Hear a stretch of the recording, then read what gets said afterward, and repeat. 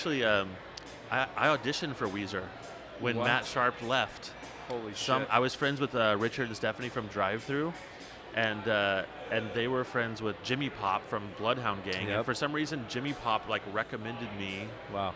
as someone to audition for Weezer as the bass player. What was that like? It was crazy. They were doing auditions at Cole Studios in Hollywood, which is like a really small rehearsal space. But Kiss was rehearsing across the hall. I saw Paul Stanley walking down the hall, and I'm like, I was married at the time, and my wife, we need to drop me off in our little Toyota Corolla, and I'm like, I'm going to audition for Weezer now. And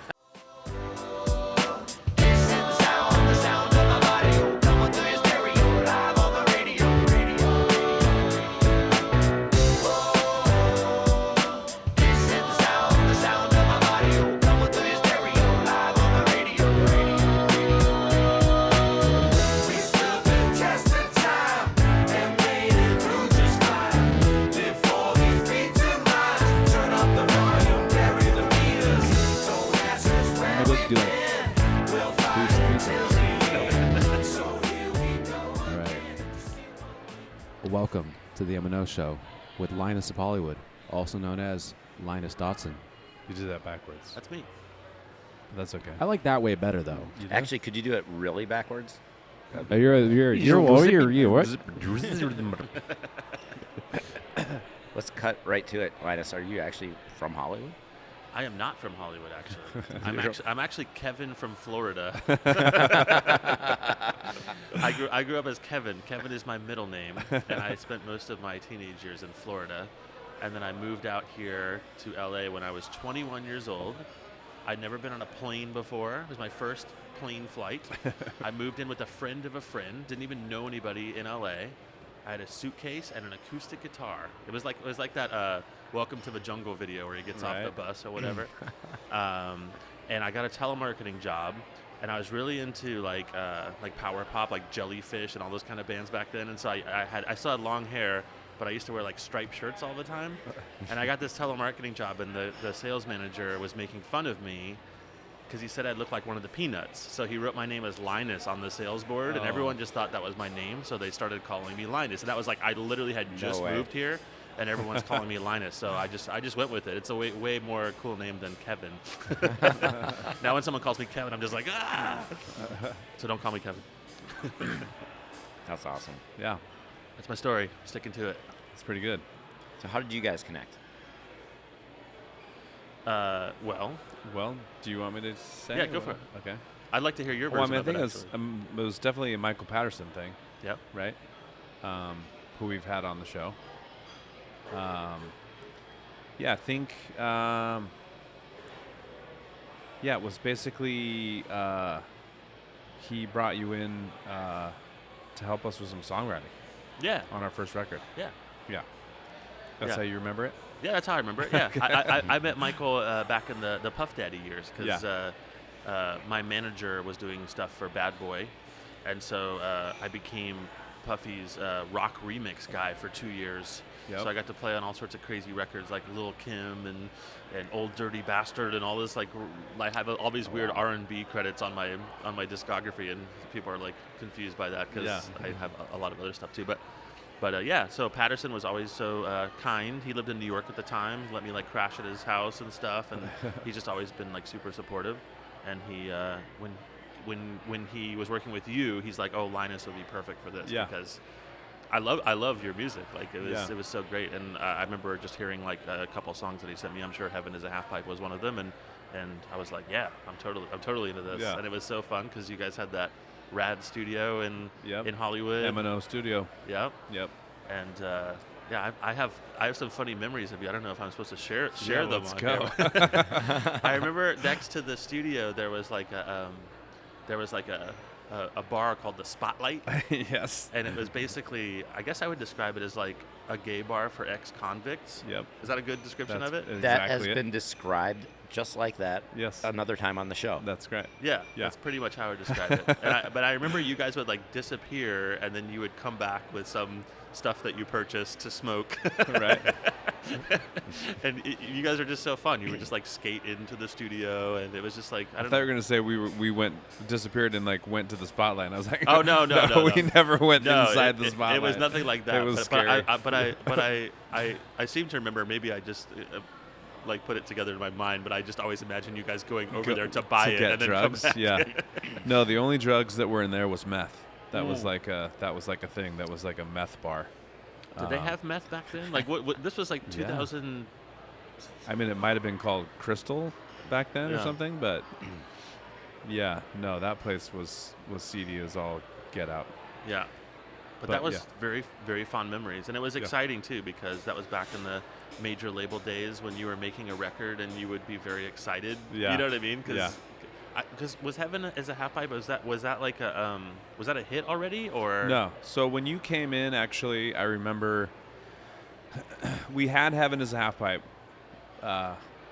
We basically got signed off of that demo, and then we went to New York and we like re-recorded it there, and then Patterson mixed it, and then we were just telling the story, so this will be kind of like a rerun for some people, but we then came back to LA on the Christmas break, and he started producing the rest of the record. I think we had like 4 or 5 songs kind of in the can, and Heaven was like done, and they were like, now you guys just got to go finish the record. Gotcha. And they were kind of like, they felt like they had, I think El Capitan was in that first mix. Fish Out of Water was definitely in there because we wrote that while we were there. I want to say, I can't remember what, I think Dealer Man was one of the ones we did there randomly. But anyways, and then we came back and we were still writing, and like, you know, we had pretty much a record laid out, but they were really pushing us. Like, they were like, we need like, you know, more hits. Like Right. they want, you know, And they that's want what like record labels always do. Yeah, they want 10 hits on a record. Yeah, and their idea of what a hit is not necessarily what an actual hit Exactly. is. There's like 10 different people telling you 10 different things a Yeah. lot of times, and you have to try and guess what's going to make them happy. And Yep. Yeah, so they sent us a song that they thought was a hit, and they were just like, it was somebody, you know, recorded it and wasn't going to come out or whatever. Like, you guys should do this song. And then we kind of got it, and like the track was awesome, but the lyrics wasn't like our vibe or whatever. And it was called All Star by Smash Mouth. No, Right. Yeah, another one that we just totally fucked up. Yeah, we should have did that one. No, I don't remember. I think it was called Don't Want to Work. And then, so it was something that none of us had written, so we were like kind of stumped on it. And then Patterson was like, oh, I got the guy. I'm bringing in Linus of Hollywood. And then he brought in the size 14 CD. Yep. That was out. I don't think. How many CDs did you do? Just one. Just one, yeah. 97. Yep. So he brought that in. We're listening to it. Oh, this will be awesome. And then you came in to help us rework that, and then it kind of just evolved into like you helped. I think you wrote on quite a few songs. Yeah. Yeah, and then like we're singing on the hooks. And Oh yeah, did some oohs and ahs and stuff. yeah, like oohs and ahs and What harmonies. songs stick out to you? Like, what from your memory? There was it called Brighter Side? Brighter Side, I Yeah. believe. That was definitely one. That Was like that- a co-write-ish type of That thing. was maybe the one that I was talking about. Yeah, a lot of times I would just like write a bridge or just Yeah, change a hook or exactly. just something like that. But the basic format of the stuff was mostly there, and I don't Yeah. know, it was super. It was a super fun experience, and that was like, I don't know. I work with a lot of young artists, and I wish that they had the experience. Like, you guys are right at the tail end of like major labels, big budget record. Yep. Even though you were doing it in a very cool indie way, because you weren't at a big studio, you were at Yeah. you know, but there was like a fun speculative excitement about like we're gonna be huge and like making this great record that you know that people are gonna listen to, and it's very exciting. Because now you just like do stuff in your bedroom and put it on, upload it to Spotify and try and get some kind of traction out of the billions of other people that are doing the same thing. And it's a crazy world now. But I was driving around with some girl a couple months ago, and we were listening to like some stuff from the 2000s, and you guys popped in my head. I'm like, oh, you got to listen to this record I played on, and like I put it on, and it was, she remembered the Heaven is a Half Pipe. She's like singing along to. I'm like, you know this, and I was like, ah. That's and awesome. And the whole record is so good though, like because sometimes you listen to stuff from that era, and either it's like embarrassing or there was good stuff, but they would put like weird record scratches on it for no reason or something or whatever. But like your record sounds so badass, like I don't know. It's just it is timeless, and it's a shame it didn't get more attention, but it did get a lot of attention. There's a lot of people that know that music, and well, I think unfortunately, like that one was, it's funny because when we had Heaven, that if we had put that record out as soon as that was done, it would have been the time. And then from that time, it took us almost another year, right? And Napster was already happening. But it hadn't really like destroyed the record industry yet, And so by the time the record actually came out, like a year later, like we missed that window, like, and that's why it seems like it wasn't like huge, but it was so hot to download stuff right then. So we had like, that's how come so many people know the song, because everyone frickin' downloaded it, and there's no way to track how many people had it. Right. Yeah. Well, you guys got some good radio play too. Yeah. And that's the way music is now. I mean, that's actually one of the good things about streaming is that a lot of times your catalog just keeps getting heard by new people so much. Like if you get played on the radio, it happens one time and it's done. But streaming, people constantly are going back, and the Spotify algorithm is recommending your song to people who are, someone might have just listened to another band from your era, and then they throw in your shit, and then all of a sudden they're like, oh my God, I really like this too. And then they start listening to that. And I mean, what's it like for you to like come into a band like that? It sounds like a lot of producers have like kind of their process. Do you have a process as well, or what's that like when you kind of get dropped into something like that? Yeah, I mean, well, when I'm producing people, it's usually people who don't, who have some sort of talent, but they don't really know what they're doing yet as far as like their vision or what their sound is, and I help them find their sound and like really flesh out. It's almost like artist development. How do you find someone's sound?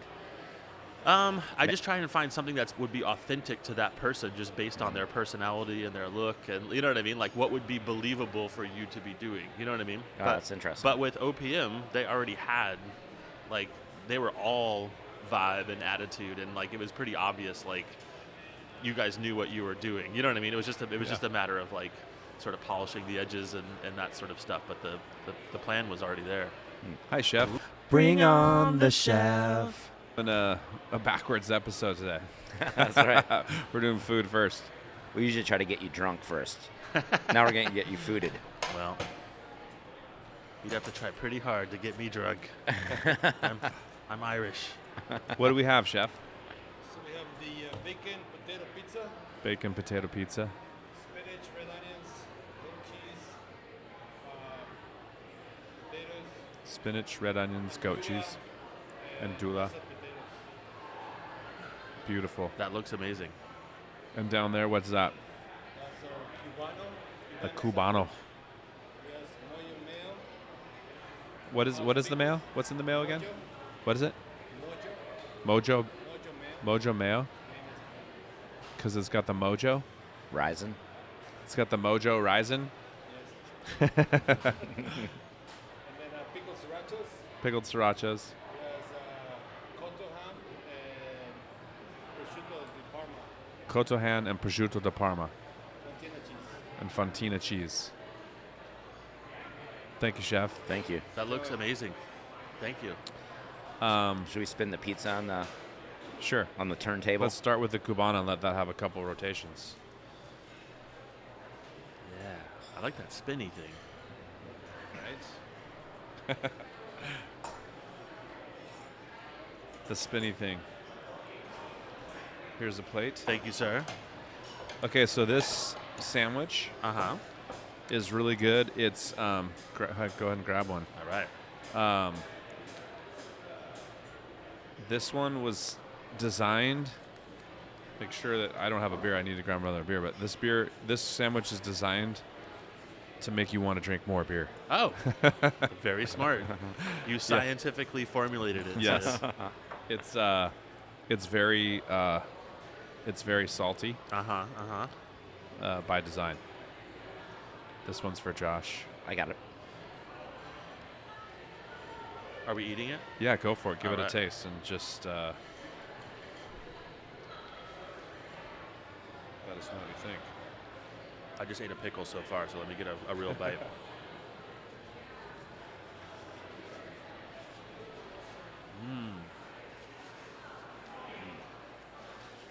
That's insane.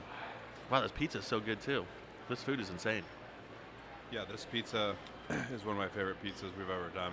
I've never eaten on a podcast. Have you ever had a potato pizza before? No, I never have. It's really interesting what just the taste of pizza, the potato does to the vibe. It's interesting, but it's so good. Orgasmic. Oh, okay, sick. I just had an orgasm in my mouth. Yes. That's the I M. think they call that something else. That's the M in ASMR is mouth orgasm. That was awesome. Let's drink some beer. Wow, look at that. If I was doing it by myself, no one would have noticed it. But his pitch was right. So I looked. We got a Wow. full flight setup I this should have time. got TSA pre-check for this. Thank you. Oh, we're doing double. Oh, I'm already getting confused with this. This is exciting. This is a lot. Thank you. We're doing double flights. Yeah, we're doing 2 flights tonight. Oh, and Look at extras. this. And then this is a bonus. That's a bonus round. All right. This one right here is going to be the one with the June Lake Sour. Okay. right. He wasn't supposed to. No, not, It's okay, it's okay, I got- Just because they don't have the card, so you know. Okay, yeah, I'll It's similar. gotcha. So the pink one. So funny. Yeah, it's like, why We're still working this out. are you telling that? Okay, so Brian did this super right this time. Cool. So that's this one. So we're gonna do 2 beers at a time. You're gonna guess which one is the Tarantula Hill beer, Okay. and then we're gonna score it, and it's gonna be amazing. John, where should we start? We're gonna start with these two. Okay. The T. And the H Yep. on the left flight. On the left flight. Yep. And this one here. Sorry. Oh. That one and these two. Oh, these two. Okay, got it. These two. Yep. All right. And so far you've only had the Padrino, which is our Italian Pilsner. Yes. Is one of these? No. Okay. It might Nice try, it might be Linus. in here somewhere. Color is pretty similar. it definitely might be in here. Okay. In one of these, I'm not sure, but yeah. So you just see if you can, taste any similarities. All right. Well, I don't want to be insulting and be like, "Oh, this one's way better," then it's not yours. So No, don't worry about that. And it's okay. not about which one's better for sure. It's just about Just guessing which yeah, one just you trying think to pick one you think would be ours. based on. If it's poured in one of these glasses, it's a good beer. Exactly. If it makes it Yeah. here, it's a good beer. So Yeah. Well, let's see. They both have your logo on them, so it's not that. We make amazing beer, and all of our guest beers are like friends of ours That's who awesome. also make amazing beer. But also people have different tastes and like different things, and Okay. people are different. they are. People are fabulously different.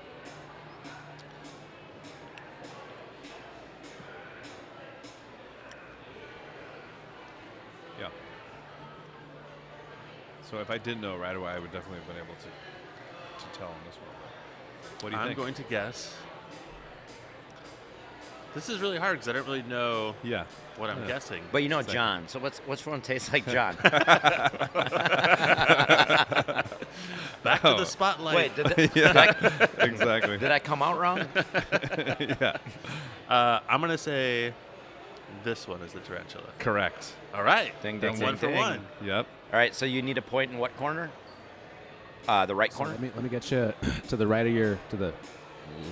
of your head. Give me a little point up, and you're gonna point to your score. And you could be like braggadocious about it too. You could really, yeah. Love Okay, it. so that beer is Amber Incident.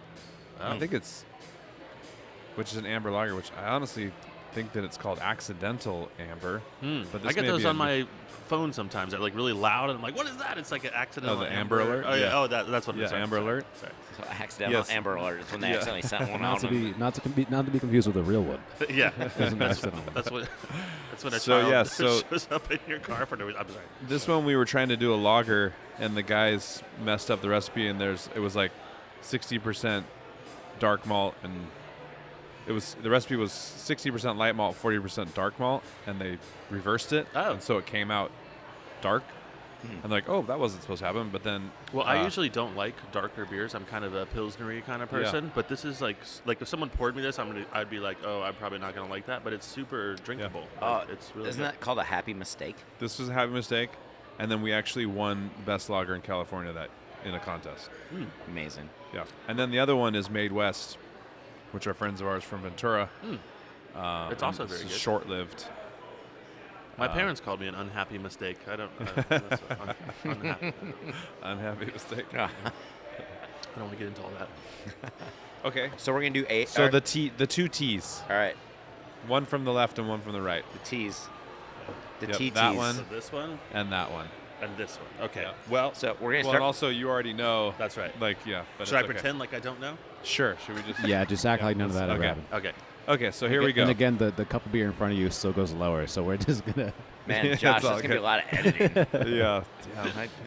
Linus pulled out his silverware again. We're gonna have to. Yeah. I still have a sandwich down here. There's like a conspiracy. There's a conspiracy going on in the bar and the. Yeah. with the There beer is. tenders. They're messing All right, so we're with gonna us. start with the TTs. Okay. So the two T's. The T on the left.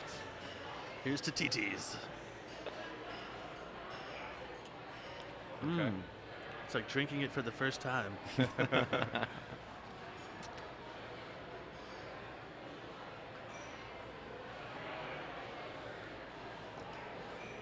Okay. Okay. All right, I'm gonna wildly guess that this is your beer. This is actually a memory game. Right. Yeah. So the.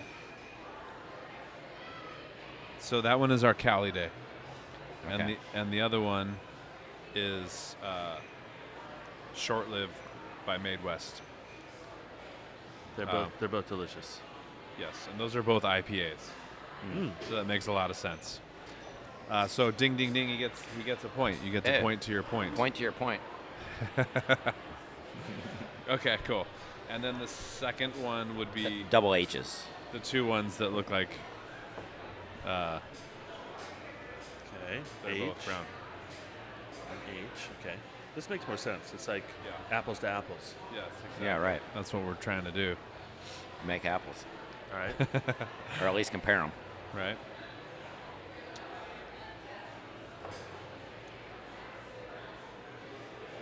It's very good.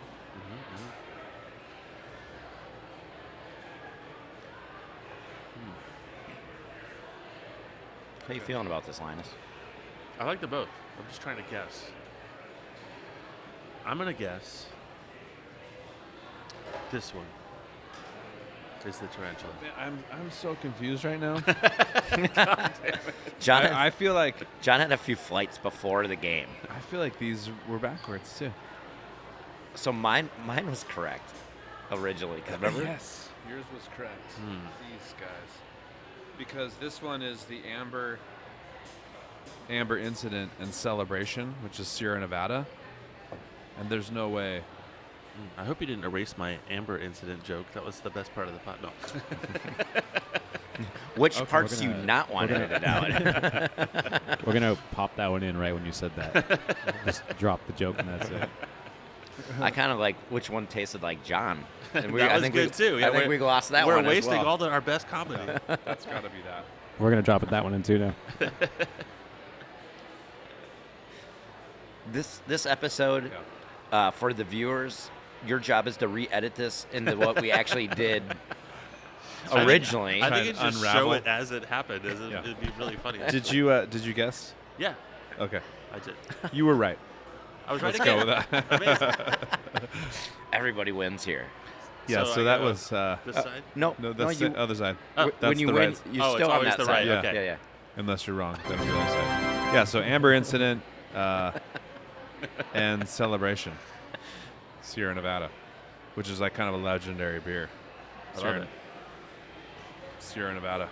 I'm 2 for 2. What's the highest score any guest has ever gotten on this show? Do I win a I thing? think 3.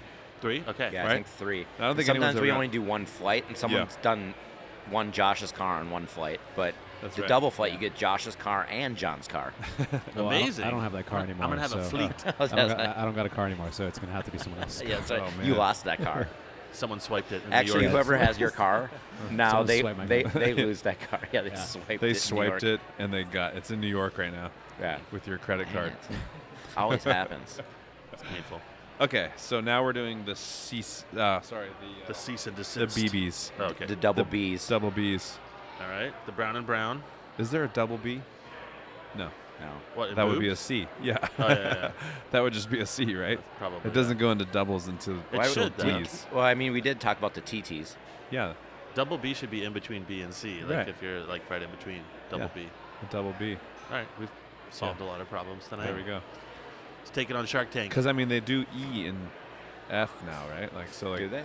what would be the point of having double D? That's true. That's a good point. Yeah. 2 good points. What about like a B flat? Oh. That joke doesn't age well. I don't think any of them do. No. Hey-o. That would be better than an A sharp. Actually, A sharps are kind of nice. Yeah. Let's be honest. Hey. All right. They're all good. Yes. That's the thing about them. When I see them, I'm just happy. I'm happy to be here. Thank you. Yeah. All right. All right. We were talking Okay. about boobs, right? Let's- Yes. Wait. We are? All right. Oh man. Okay, so here's the 2. Okay. Yes, here we go. Right. This is where I win 2 cars. Okay. We should just film the episode where we take the car away from the last person that got Josh's car. Okay. This is good. Please. And Tasty. then you find my card also, so that'd be nice. Okay. Let's see what's going on. Yeah. I'm gonna guess Okay. this is the tarantula flavor. That is incorrect. Oh, That is I was the rooting Christmas for you. Bach from Enegrin, Mm. which is a brewery in Moore Park, which is just right over the Ah. hill from us. And this is the And this one Sebastian is- Bach. Exactly. Who also lives just right over the hill. Is that true? Yes. Oh man. He lives in what's it called? Los Pozos? What's that valley called over there? Do you know, Josh? Into Camarillo? Not Los Pozos. It's Somas. nope. Somas? Not No. Somas? Are you guys just making up words? What is it called? Anyways, he lives, It's he Sampus. Lost someone on the way to It's Camarillo. Simonis. He lives very close. Lost no moments. That one. And this is the R&D brown ale. This is R&D version 2. Mm. A lot of research and development went into it. It did, yeah. So this is our R&D brew house, basically. The 5-barrel. Amazing. So, and this one is going to go into distribution with Stone next year. Is it going to change the name, or are you guys going to keep it Yeah, R&D? it's actually called Who's That Brown. All right. And then Which is Tribe Called Quest. that's correct. Ding, ding, ding. Jeff gets a Wait, I was even looking at my camera. I was like looking over here. That was good. That was good positioning, though. Yeah. Who's That Brown? I like it. Yep. Okay, let's do the. These are sours. Double C's. Double C's. Double sour. All right. I still could tie the top Hey, that's You could. scorer. That's good. Ties Yep. are. Okay, this is very champagne-y. Yep. That was when. Yeah. Well, I don't need to talk about that, but I was Oh. like, they're both sour. Yes.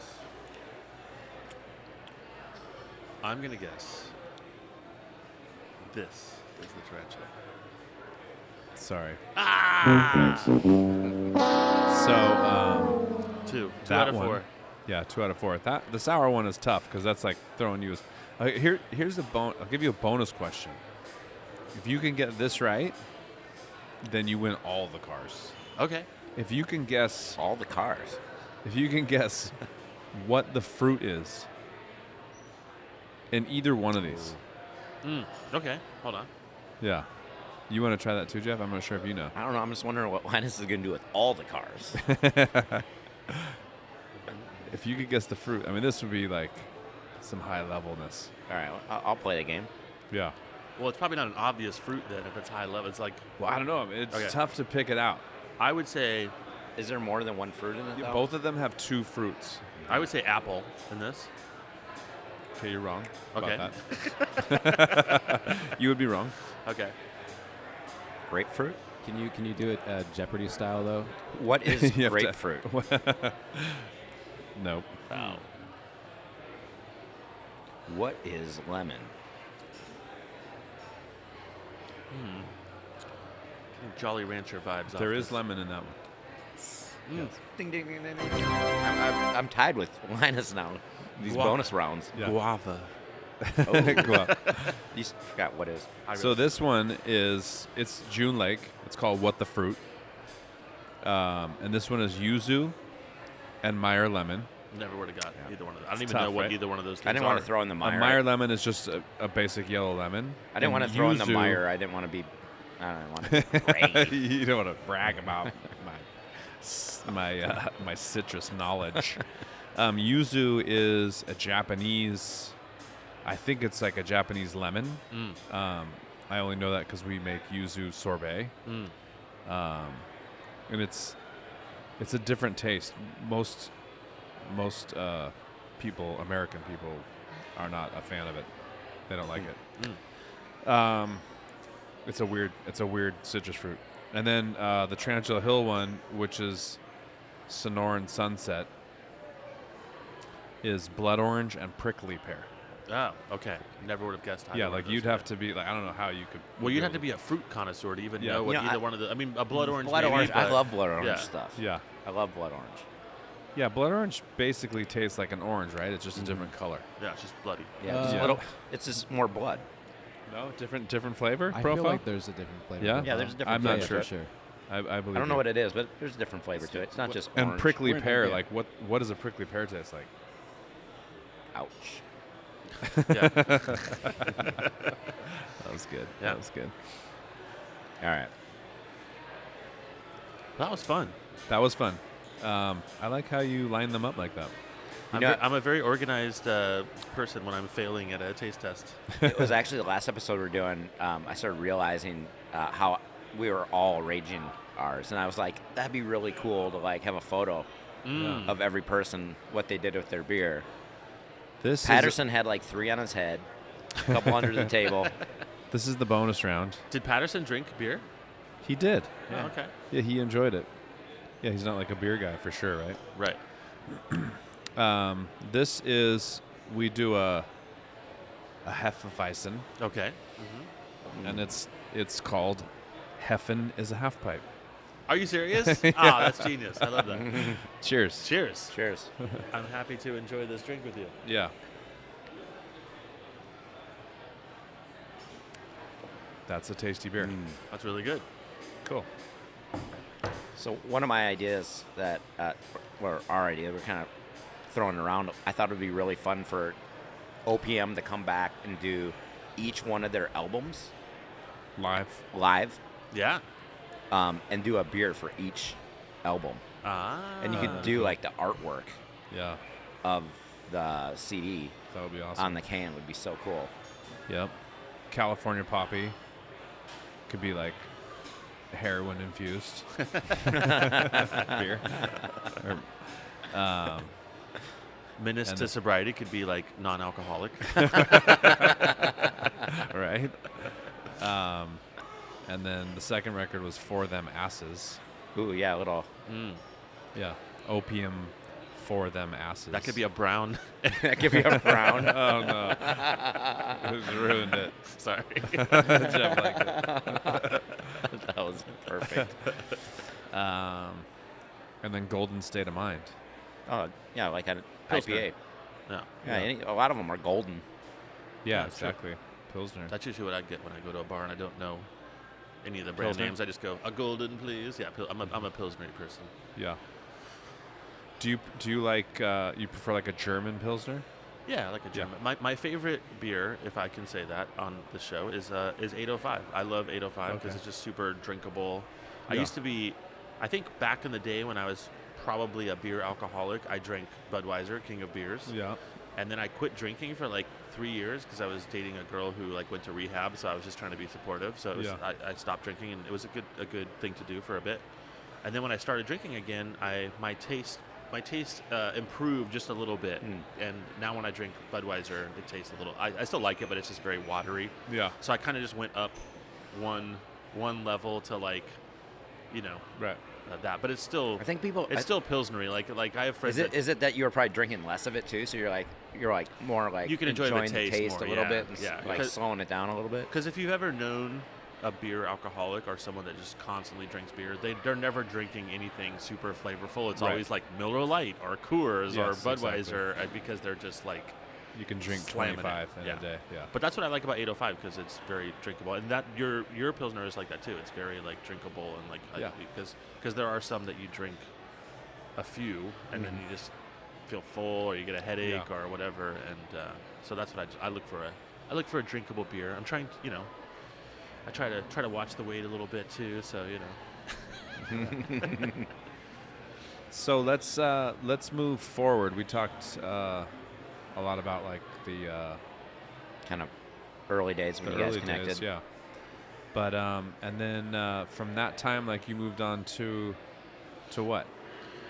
What was the next band you were doing then? Wow, that's a good question. Mostly I just got into like producing. Okay. Artists. How long have you been playing with Nerf Herder? I joined Nerf Herder in 2008. 2008. So it's funny because I'm like still considered the new guy Yeah, in Nerf right. Herder, but I've been in that band for what's the math on that? 14 years. Yeah, over a Right. decade, and you're the new guy. You're the new guy. So, like if I'm talking about if I'm hanging out with Nerf Herder and I'm talking about them, I always go like, well, you guys should do this, Right. and they have to be like, Linus, it's us. We're Yeah.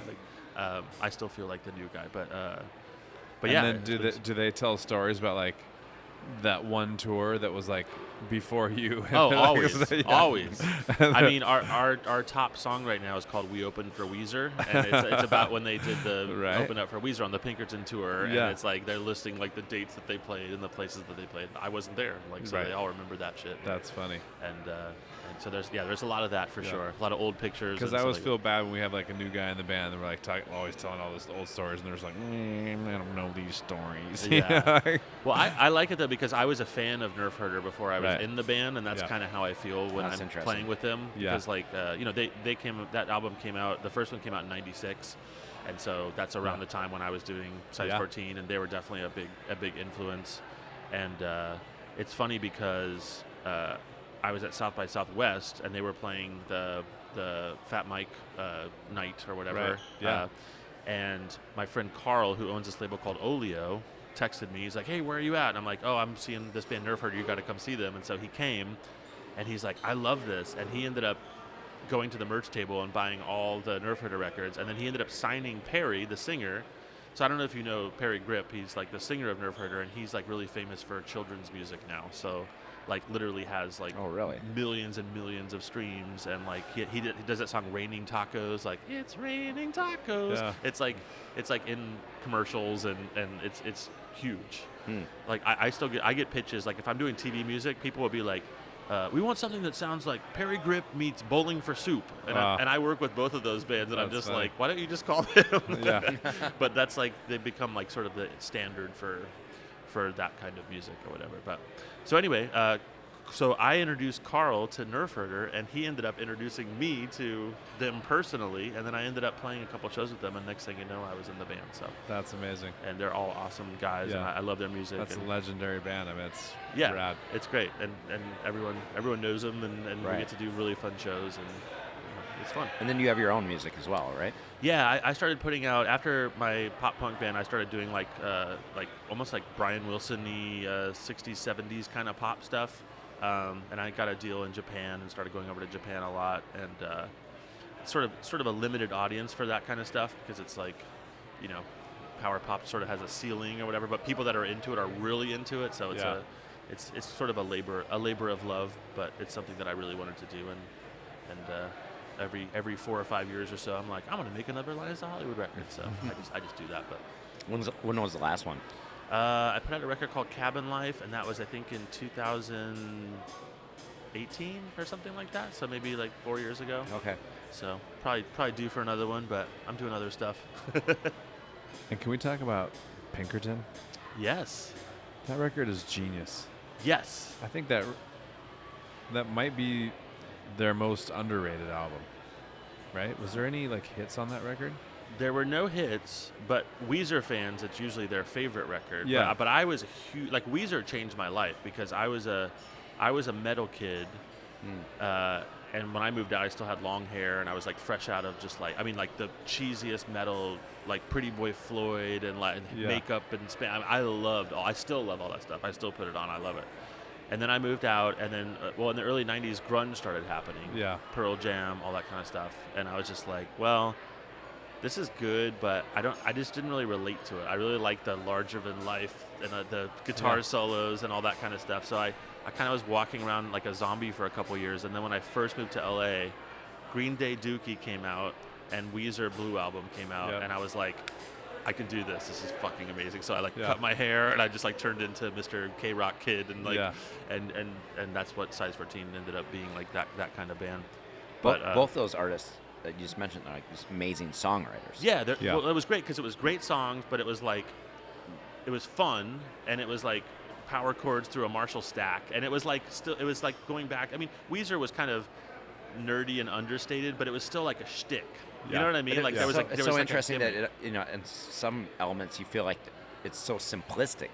Yeah, but yet it's complex. I hate to say really it like is. that, right? Like, it totally is. And like remember I was telling you about like remember I was talking about Say It Ain't So, and you were like, and you went and like started playing on the guitar. Yeah, and you're like, could you play that? And I'm like, all right, give me a little bit, and then I figured it out. Yeah, but the point was that like that riff is so very simple, but like it's like, and if you break it down, you can see the chords within the riff.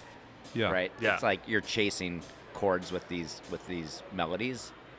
But it's genius. But There's it's just no way genius. around it. And like the way that it's played, like I would like dare somebody to play it like that. Right. Because it's so simple. Yeah. No, I couldn't do it justice. I did it, but I couldn't. Yeah, that's the thing. Like, could you do it justice? That's the I thing. couldn't do Like, it justice. Of course, it's the easy like progression, all that, whatever. But it's just like, I don't know, all that. And so when Pinkerton came out, I actually saw. So they did a live thing at Tower Records on Sunset, and I saw it. It was like right before the record came out, or maybe the same day. That was pretty wild to see. Wow. But as a Weezer fan, I kind of thought their next record was going to be a little more like polished and slick. Yeah. And Pinkerton was very raw. Yeah, it sounded raw. like it was the drums especially are just like super room soundy or whatever. And I think at first I was kind of disappointed because I was like, oh man, like I felt like they were going to get. I almost thought they were going to do the Green album. What ended up being the Green album. Right. Like, Exactly. That's kind of what I was saying. Like the Blue record had so many hits, and then Pinkerton came out, and then and then. Like I remember when it happened, I was like, "Oh my God, this is genius!" But there was nothing there. And then obviously they came back and they went back to more the formula, like you said. Yeah. But what's funny is that Pinkerton was considered a failure when it came out. That's like, what I'm saying. My band got signed in '97, and we were Weezer-esque. Yeah. And I remember people telling us, like, "Dude, Weezer's already done. Right. Like that sound is over." Yeah. And it's hilarious because then they came back a couple years people later and they just wrote them off. There was kind of a big lull, or at least it Yeah. seemed like it, between Pinkerton and the Green album. Yeah. And then when they came back and they had a hit, You know what everyone was like, "Holy shit." a good comparison here is Paul's Boutique, Yeah.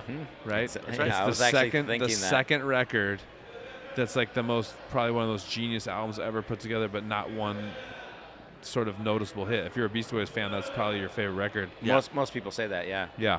It's too smart for the general public. Exactly. Yeah. Yeah. And Pinkerton was kind of on that. Do you guys find that, like, for me, like, there's some albums where I listen to them and I'm like, and I'll keep on listening and I'll, like, hear more Oh, yeah. and Yeah. more, and I'll, like, kind of, like, sink into Yeah. the album, and I'm like, oh, my gosh, this is brilliant. That Yeah. was when we were talking about with Patterson about Smashing Pumpkins. That's what Adore was.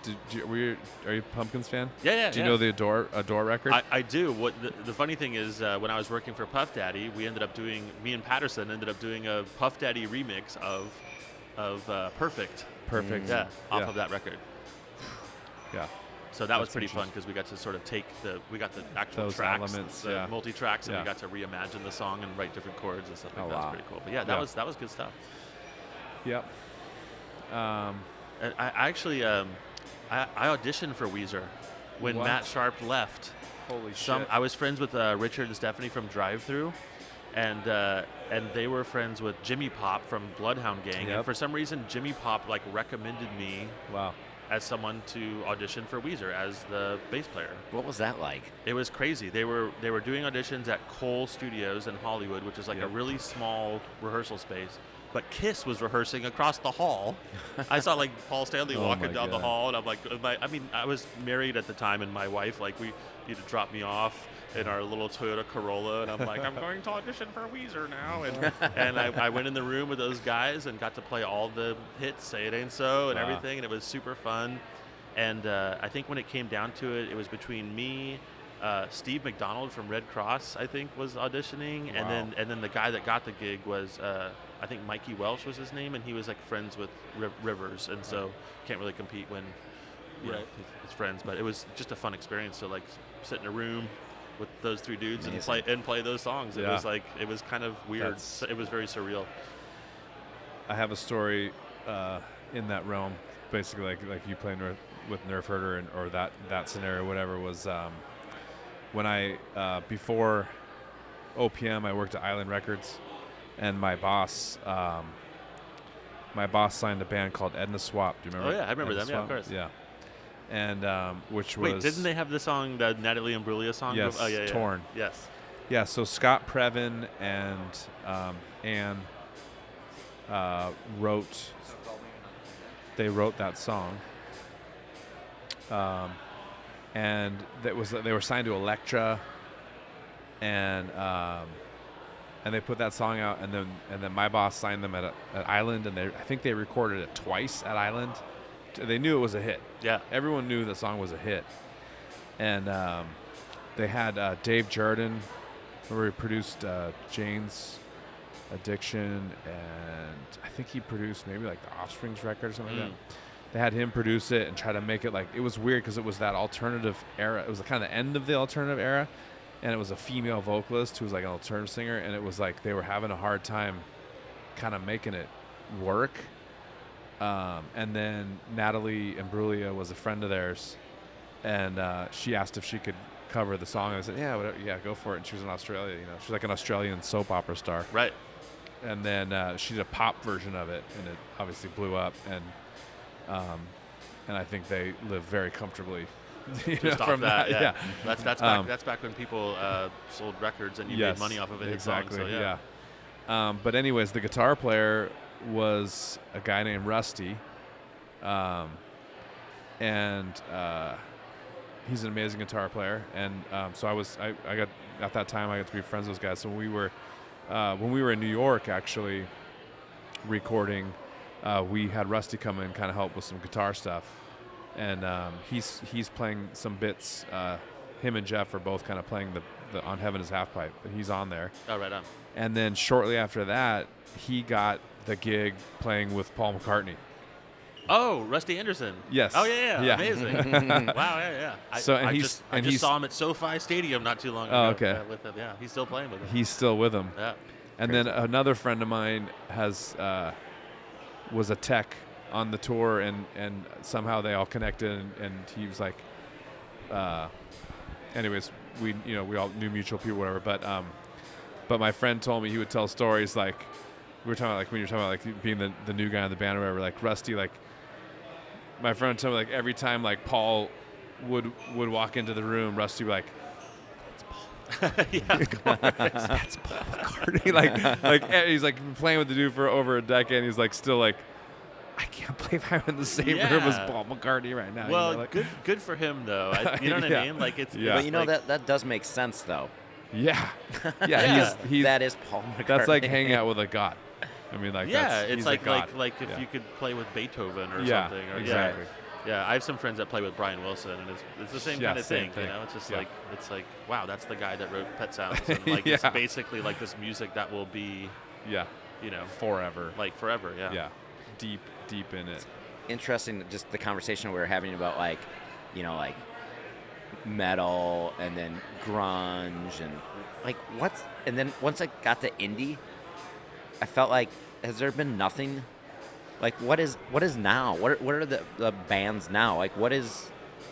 Well, that's what's interesting about Weezer is like if you think about like a rock band, like a arena rock band, there's kind of not a ton of them. There's like the Foo Fighters, there's Weezer, there's Green Day, and Weezer and Green Day weren't really rock bands. They were more like alternative bands, but they've Yeah. become today's rock bands. you Yeah, know, like alternative. It hit alternative, and then there's just like a pocket of that stuff. But is there No. any around rock bands today? Is there an era right now happening, or? Everything is so. It's funny. I was having this conversation with someone the other day about decades because if you think about the 50s or the 60s or the 70s, you can like close your eyes and you can visualize what each of those decades are. Like if I say the 70s, it's like bell-bottom pants and like a van. I was hearing the and- guitars every time you whatever one Yeah, you said. I was hearing guitars. and the yeah. 90s, but the 90s was like the last decade where you Yeah. can like close your eyes and you envision like, oh, this is what the 90s sound Yeah. like. This is what the 90s look like. And as soon as the 2000s happened, you can remember things from the 2000s or the 2010s, but it doesn't define the whole decade. Everything just became this like, it's probably because of the internet. I mean, It's the just Napster. everything just became this Yeah. big wash of Yeah. like everything. Yeah. And Right. even those bands from the last century are still around Yeah. too. So it's just this big mishmash, and you can't go Yeah. like, oh, well, the 2010s. Yeah. Like, what do you think of when you think of the 2010s? You don't think of you can think of a bunch of things, but you can't think of one thing like you did. Yeah. Because everything was and that- filtered. And you mentioned right around that time, it was like that was the end of these big record contracts. That's right. Yeah, and that's what I was going to say. It was like, I remember when I worked at Island Records was the last, they were an independent label when I started working there, but they were, they had U2 Yeah. and Bob Marley. I mean, they were like, they were a monster. They were the biggest independent label. And then while I was there, they got signed by Polygram. And they got signed by Polygram and they became a major or whatever. But I remember that time too, like being like the music that I was into, whatever. Everyone was like, like fuck major labels, it's the man, Right. Whatever. Like I think like Rage Against the Machine was probably like the the fuel on that fire or whatever, that kind of stuff. But like being at Island and seeing what they were doing, like they signed like PJ Harvey because she deserved to be given a platform. Yeah, she's an artist. Yeah, true she was a true artist. She wasn't gonna have a hit. You know what I mean? Like she had some kind of hits because whatever. But like, and they signed Tom Waits, like at a point in his life where it was like, he's just doing whatever the fuck he wants to do, but he's like a genius. So like, Right. but he's there's no commercial platform for him. Whatever. There were tons of stuff like that they were doing. That was like amazing to be there and seeing that. But but you think about like, yeah. And so to your point, like Napster destroyed. The major labels were, they didn't think that Americans would buy into piracy. They thought that like, they're like, oh, they're not gonna do that, and then it spread like a wildfire, and obviously all the kids bought into it, and they're like, oh, I can get this music for free, and it was just the thing, and then it destroyed the major labels, and so the labels were, like when I was growing up and we had MTV and we saw like, so like that was our intro, our generation, that was our intro to music. There was a limited channel, Yeah, exactly. and it was run by the it's like big labels. Think about like release day, because like Yeah. it used to be Tuesday. The world premiere. Yeah. Remember world premiere But videos? also at a record store, like, Yeah, like yeah, I remember exactly. waiting in line for Right. like Yes. the new Cardigans Yep. record at the Virgin Megastore. It Yeah. was like Monday night, and it was Monday coming night, out, right. coming out at Yep. midnight. Yeah. And then every week I would go to Tower Records, and there'd be like maybe 20 CDs on the listening stations. I'd walk around, listen Yep. on the listening stations, Yep. but you only had like those records to choose from, which Yeah. is it was nice as a listener because it's pretty overwhelming Right. to be on Spotify and like Yeah. literally there's. It's infinite. But So it was a limited amount of things that we could listen It's to, going through and a they were filter. and they were filtering it, telling Yeah. you. From what I'm hearing, you guys say, I want something that sounds like this. I want Yeah. something that sounds like Yeah. this. Well, but there was able to be scenes. Like in the 80s, there was new wave and there was metal. right. And that was one of the greatest, like you said, that was one of the greatest decades of music ever. Yeah. Right? Like, and but there's two very distinct scenes that they were fueling, but under, controlling. Yeah. On the flip side, though, as an artist, I have a new project that I'm doing. It's like an electronic pop kind of Swedish kind of vibe called Able Machines, and we're a new band. It's me and this girl Tay, and it's pretty awesome to be able to make music in my living room, Right.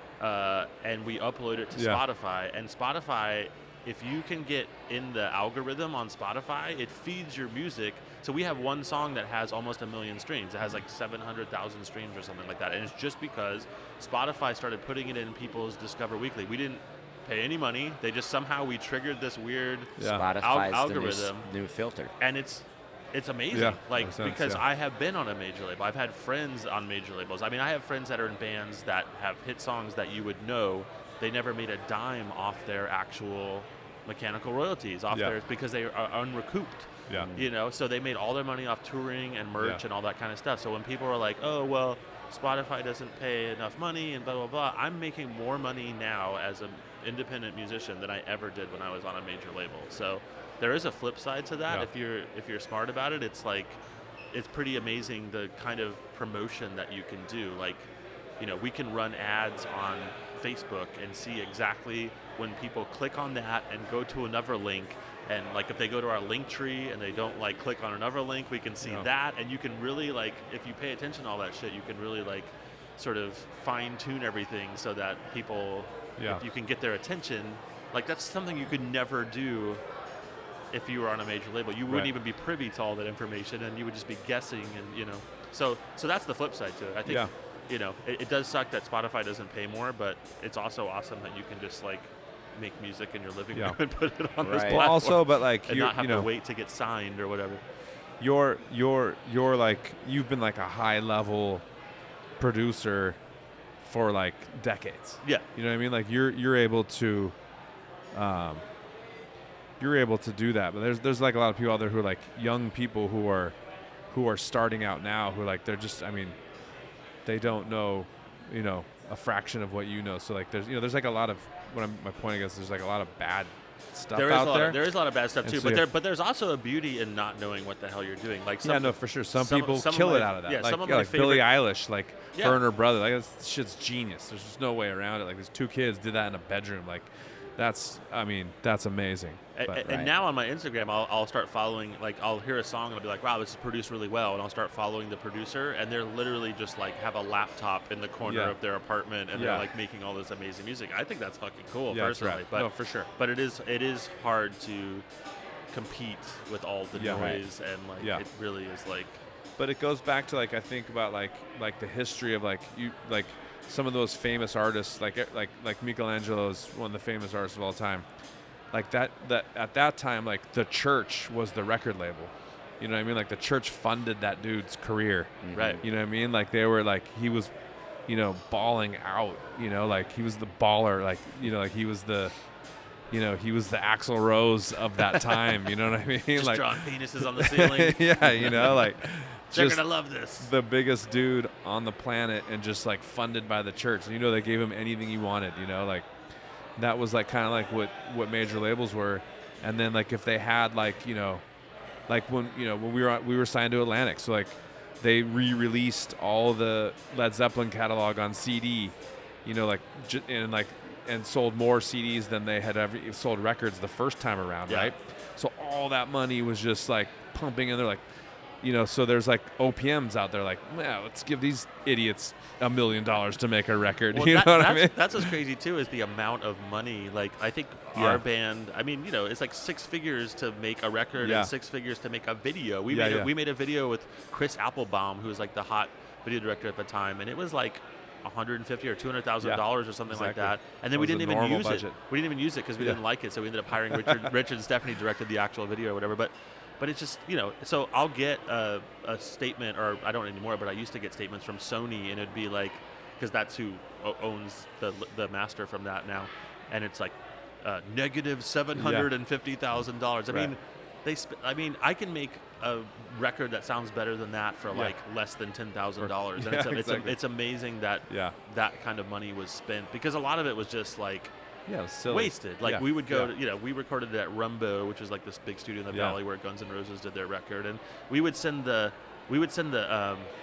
runner out to get like Hustler magazine for us, and like and just all beer. I mean, it's just like we're just wasting money and just sitting there like, I don't know. Yeah, we were talking about before, like Patterson. We always had like Patterson like would just send a guy to. We had an assistant in the studio all the time, like, go get me an extra large Coke at McDonald's, and they would go through the drive-thru and come back. One thing I think that's missing now, though, which I think is interesting, especially with you two sitting here, is like when you're in your bedroom alone making this music, you're alone. But like when you guys went into the studio, they brought so many different people in to mentor you and teach you things, and you came in to help these guys. So one of the things that we do in the show, we talk about this idea of tool, and John will explain what tool is, but it's like lessons learned that you've learned that you could kind of pass on. Mm-hmm. And so after John explains what tool is, I think it'd be cool to understand, like, what would you tell these younger kids that are in their bedroom making music right now, that something you could share with them that would help them? Because you can't just go into kids' bedrooms anymore.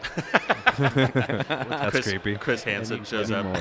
Yeah, like what's your what's in your toolbox, in your mental toolbox that's like a fundamental, that like our generation was sort of definitively taught, that now it's just kind of you would expect that everyone would understand, like common sense. Like you would just expect that they would know this, but clearly they're not knowing these things. I guess the thing that I would share is sort of like the opposite of a piece of knowledge. It's basically like, I think I grew up in the metal years where I learned how to like shred, and it was just rules, and you just felt like, oh, I don't know how to mix a song, or I don't know how to produce a song, because you obviously have to have all this like schooling to know how to do that. Yeah. And I've learned over time, it's like, just do it. Like I was working with a lot of like sort of boy bands and teenage artists for a couple years, and there'd be like this Disney girl would like come into my studio, and she would like sit down on the couch, and she'd be like,